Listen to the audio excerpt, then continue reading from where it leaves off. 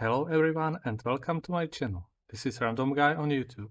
Today I will be talking about StoneCo Ltd. StoneCo is a mid-sized company with capitalization of $2.6 billion. It trades under the ticker symbol STNE on Nasdaq Stock Exchange. StoneCo Ltd provides financial technology solutions to merchants and integrated partners to conduct electronic commerce across in-store, online, and mobile channels in Brazil, and it is direct competitor to PagSeguro, which is already part of my portfolio. The company business can be divided into two segments: financial services and software. Financial services brought 2.1 billion reals and software 366 million reals in the third quarter of 2022. So let's look at revenue. In 2020 and 2021, the company got into a bit of a trouble. There was the coronavirus, some bad loans, bad investments, high inflation, and then in 2021 interest rates started to rise in Brazil. Since then, StoneCo seems to be back on track. For a better fit of the data, I disregarded the time period in purple. In the last few years, StoneCo grew its revenue on average around 41% year-over-year. The revenue can roughly be divided into two segments. Financial services grew 84% and software grew 22% since the same quarter last year. And here is my projection for the revenue growth in 2023. In the Q4 of 2022, I expect total revenue of $516 million. The earnings plummeted in 2021, which was caused mainly by bad equity investment losing value.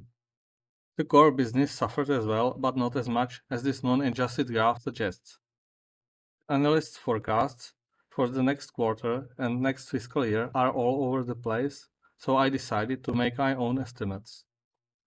I expect 17 cents per share in Q4 2022 and $1.08 EPS in the whole year of 2023.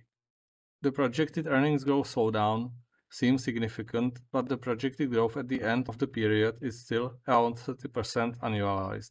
Please note that I am just a random guy on YouTube and not a financial professional, and the reality might turn out to be substantially higher or lower. This is a slide from Q3 2022 earnings presentation, and my future projections are based on this data. The total revenue is split into different sources of revenue. Here you can see different kinds of operating costs in time. Most significant here are the financial expenses, which shot up in the last year, but in the last quarter it stabilized a bit, partially because of some debt repayment. Other costs seem to be very much under control, and the business seemed to be back on track. Mark-to-market on equity security basically means equity investment went bad, and it has to show in the report, but it doesn't affect the core business. Besides, the effect on earnings numbers seem to be pretty much over, and for the future, I project no gains or losses from the equity investment. Current assets to liabilities ratio is fine. There are some long-term liabilities which are getting repaid. Overall, reasonable balance sheet. Now let's look at valuation. StoneCo was not profitable in 2022 and has no trailing 12 months PE. For 2023, I estimate forward PE of 7.8. The stock price collapsed by 90% in 2021 and did not start to recover despite clear improvements in business performance. Trailing 12 months price to sales is at 1.5, which is at historical lows for this company. Inflation rate in Brazil is already below 6% and trending down. For Brazil, this level of inflation can be almost considered normal. Current interest rates are at 13.75%, and the gap between interest rates and inflation is the largest in years. I think it is reasonable to expect the interest rates to be lowered in 2023, which should help Brazilian economy and stock prices as well. StoneCo is a growth stock, and the revenue grown at the rate of 41% annualized in the last 5 years. The company is profitable again since the Q3 of 2022 and the business keeps improving. Projected 2023 forward PE is at 7.8, which is very low considering the growth.